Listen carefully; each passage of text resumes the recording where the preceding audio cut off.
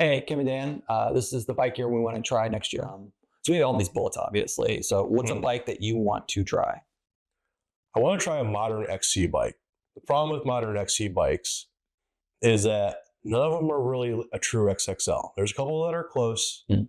There's one that's kind of tempting, but it's not quite there. Real quick, why cross country? Because they're just fast. They just move. Right. It's kind of like it's kind of like riding a light climber road bike. I mean, a lot of people do the videos on the gravel versus single or XC bike. So for me, a gravel bike doesn't belong off road on single track.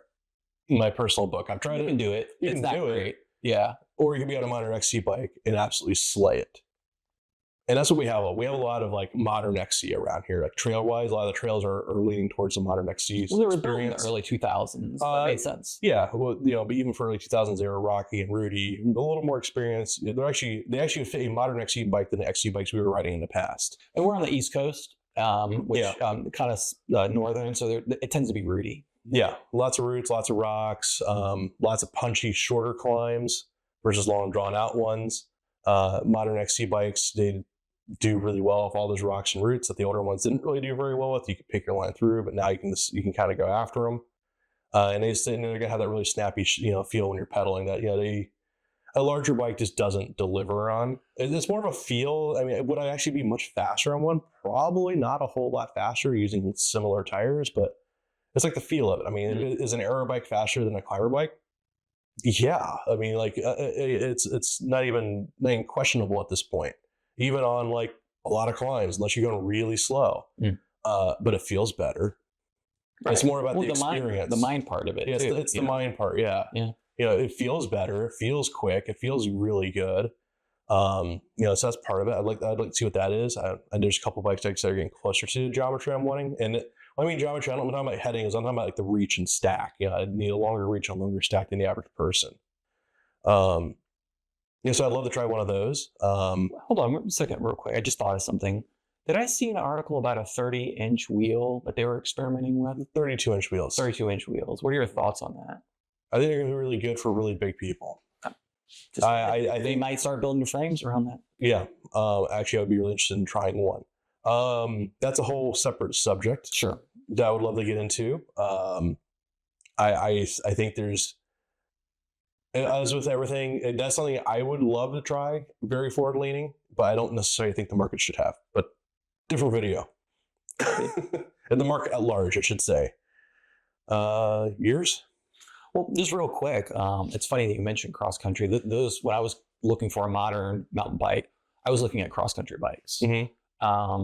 But knowing Dan, I feel like I would be riding at the edge of a cross country bike's limits, and I need a lot of room for error. So that's why I ended up getting, I guess, what they call a trail bike. Well, yeah, edgy towards a trail bike, but a shorter travel one than the one I have. Yeah. And that lets me get out of trouble. Yeah. I get into a lot of trouble, especially when I ride with Dan.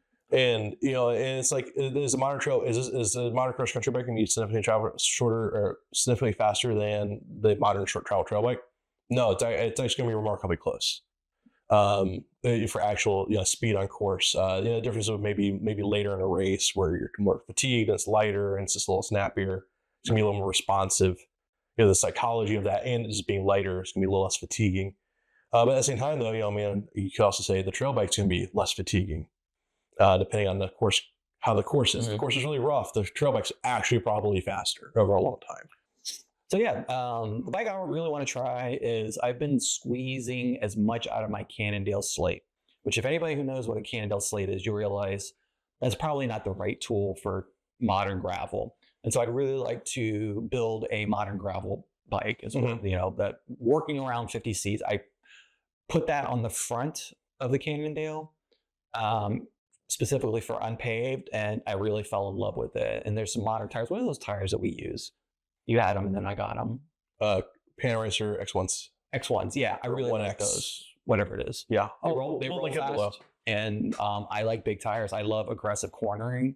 I think that's something Dan and I both have. Something we always complain about on road rides is, I think, Dan, you've even almost been ejected from group rides. Oh, I have been. Cornering too hard. Yeah, cornering too hard, yes. That's great. But yeah, modern gravel bike, that's what I'm hoping to do. But, life will dictate Mhm. how far I get to that. Well, look, there's a lot of options out there now across the So entire many. spectrum. Yeah. Yeah. Yeah. Are we on the parts? Parts you'd want to try. What do I have? Okay, I'm always looking for helmets and shoes. I am a bit of, so I love functionality, Mhm. but I do love cool aero helmets and Mhm. cool shoes. Like if I were independently wealthy, I would have every shoe that has ever existed for that would be my thing. Is I would have a museum of biking shoes. I absolutely would. Mhm. But to my point earlier about the Castelli hot weather stuff, I really want to get a pair of lightweight, breathable road shoes. And Mhm. like everything, there's so many more options. Every year, there's more options. And it's great to see the market sort of evolve. I think as material science has matured, the biking industry, you pay for it, but the capabilities are just unquestionable. Mhm. Just like each, you know, having been out of it for so long and come back in, I'm like amazed. Also at the prices, but yeah, shoes and helmets. I'm trying to think, what do I have? I have the Evade 3. I really love the S-Works Evades.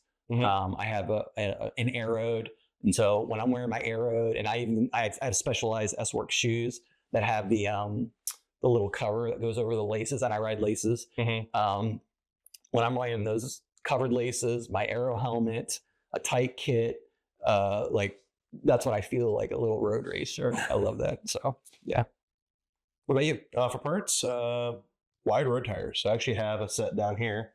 Pirelli P0 35 millimeter tires. They're race specs. They're actually nice and light. Mm. So we'll see how these go. Be curious. Luckily, my road bike is a gravel bike, so I have more than enough clearance. Who else makes a 35 and a 700? I saw There's a couple others, but they're normally not true 35s. You have to have like a pretty wide rim. how wide. Like 23 millimeter plus for I think Conti's to be a measure of 35. Got it. Where this actually, they actually tell you right here is 35 at a 21, which is nice. This is what more manufacturers should do. Tell you how they measured it. Mhm. Because I've tried Conti 32s on a 21 and they measure 30, and I think it's kind of ridiculous. Because a 21 millimeter wide rim on a 32-inch tire or 32 millimeter tire is not narrow, Right. by today's standards, or and very wide by past standards. So I think that's something that manufacturers need to do more of. What about apparel or worn gear that you would like to try this year? Well, if I knew liner bibs, so it's kind of ironic. It lines up with yours pretty well in some ways. What if I knew a liner bib, actually as a liner bib, and I wouldn't mind. I have a couple of road bibs I'm pretty happy with. They're not necessarily the thinnest, but they work well enough for me. Even though I run warm, I'm just used to it at this point. You drop the baggies, man. Yeah, I know I can do that. But I can't. Yeah, I can do that. With the other road bibs. So yeah, I'd like to find a new liner bib source. The ones I have seem to wear out really fast. I like them, but they wear out too fast. So sounds a little more durable. For me, so something I haven't mentioned this video, and it's something I actually feel very strongly about, and it's cycling related, is bike fit. I went to there's a guy, his name is Chris Richardson. He's a bike fitter out of, I think, Waldorf, Maryland. I'm not gonna.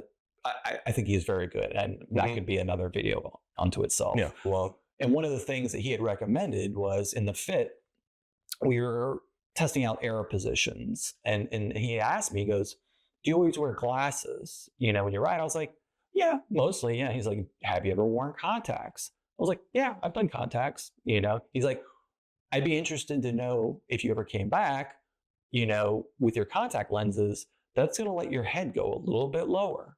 And for, folks that know, like, your position can really make a difference on how much watts are sort of leaking out of your, system, and so, wearing my contacts more often and really focusing on flexibility and getting into a smaller, creating a smaller coefficient drag. That's kind of one of the things I want to focus on. And it revolves around wearing contacts, but it's just, I have to do it. So this year will be my year to sort of like, all right, let me just maybe on Zwift, I'll practice it, wearing a helmet and really seeing how low you can get. But it makes sense, you know. I've got like Yeah. this much that I could like move down. So contact lenses. Yeah. I'm going to change mine up a little bit. So off the bike, I actually go with the Bike Fit. With actually same guy talked about that previously. I see what Bike Fit can bring. Yeah. And so when we say Bike Fit, we're not talking about going. No offense to any bike store that does this, but looking over your handlebar to. I'm trying to think of what they used to do. If the handlebar obscures the hub, you're in good shape. We're talking about trying to get like biometrically correct Bike Fit. And I'm not going to be looking for a racer fit. I'm going to be looking for like an all-day endurance fit. I'm also going to see how I can maybe translate that to mountain biking as well. Because you said the guy mainly focuses on road, so I'm going to bring a mountain bike with me and to throw that into the mix. Yeah, it'd be interesting. Because I do like to ride mountain bikes more than road bikes, generally speaking, although both are important to me. Yeah, that's my off the bike. So non-cycling related, I'm actually going to move my off the bike thing to that as well. For me, it's general fitness, riding more, like I said before, like Kim said, about doing more small workouts throughout the day, just general fitness stuff, and then 3D printing and what it can bring to all sorts of different things. I find 3D printing fascinating. I have a printer right next to the camera right now. You can do all sorts of stuff. I've done cycling related things, non-cycling related things. It's a problem solver. Theoretically, you can end up saving a lot of money. You should do a close up of that pump mount that you made. Okay, that's really excellent. You should do like just a cutaway B-roll. Okay, yeah, we can do that. You're a non-cycling related thing. I don't know. I didn't fill that one out. But I think the cycling stuff.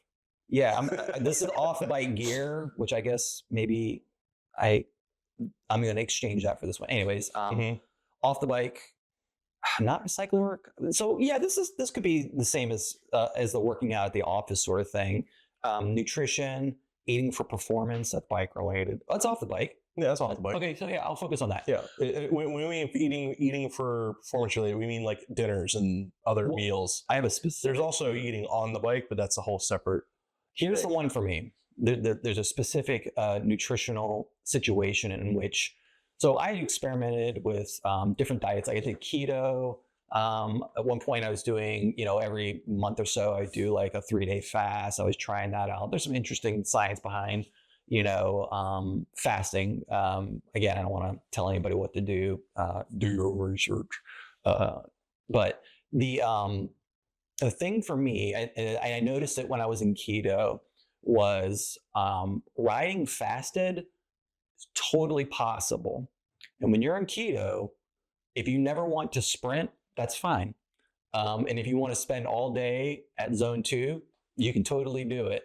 But if you want to work on your functional threshold power or above, for me, having calories and specifically glucose or some kind of simple sugar before the bike ride, it has made a big difference in my perceived effort. And there are some studies that support that, that can, even just swishing carbohydrates in your mouth during a ride can, make a physiological difference inside your body. But specifically like eating like just gummy fruit snacks, like that my son used to eat, and we still keep around for some reason.